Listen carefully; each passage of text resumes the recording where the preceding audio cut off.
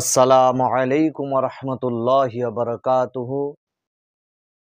এমন একটা আমল আছে যেটা করলে চারটে ফায়দা হবে। ১ নম্বরে ৯৯টা রোগের শিফা আল্লাহ পাক সে আমলের মধ্যে দিয়েছেন। সুবহানাল্লাহ।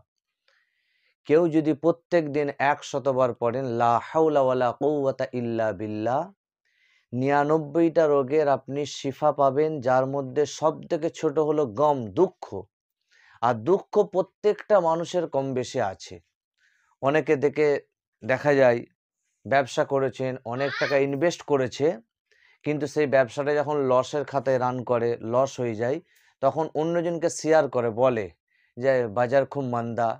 এই কথাটা অন্যজনকে শেয়ার করাই যাবে না।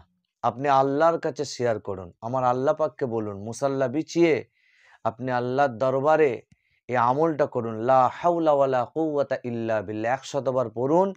যদি আপনার পাহাড় পরিমাণ ঋণ থাকে, আল্লাহ পাক এই আমলের বরকতে ঋণকে পরিশোধ করার তৌফিক দান করবেন এবং আপনার ব্যবসাতে আল্লাহ পাক অনেক তারাক্কি উন্নতি দান করবেন, আপনি যে কাজই করেন। ২য় নম্বর ফায়দা হলো, এটা আরশে ইলাহির নিচে একটা খাজানা আছে জান্নাতে। কেউ যদি লা হাওলা ওয়ালা কুওয়াতা ইল্লা বিল্লাহ পড়ে, বলা হয়েছে আমার আল্লাহ পাক তাকে নেক আমল করার তৌফিক দান করবেন, খারাপ কাজ থেকে বিরত থাকার তৌফিক দান করবেন। আর ৩ নম্বর ফায়দা হলো এটা, যে আপনি এখানে দুনিয়া জমিনে লা হাওলা ওয়ালা কুওয়াতা ইল্লা বিল্লাহ পড়বেন, আরশের মধ্যে আল্লাহ পাক ফারিস্তাদের সামনে আপনার প্রশংসা করবেন। আপনি এখানে পড়বেন, আল্লাহ আপনার প্রশংসা ফারিস্তাদের মধ্যে করবেন।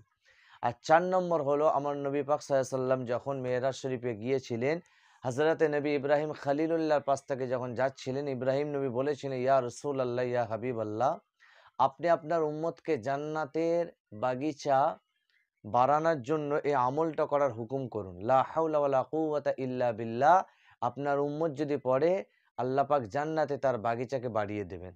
তো লা হাওলা ওয়ালা কুওয়াতা ইল্লা বিল্লাহ পড়লেই 4টে ফায়দা। ইনশাআল্লাহ আমরা প্রতিদিন ১০০বার পড়ার চেষ্টা করব। আল্লাহ পাক যেন তৌফিক দান করেন। আমিন। সুন্দর।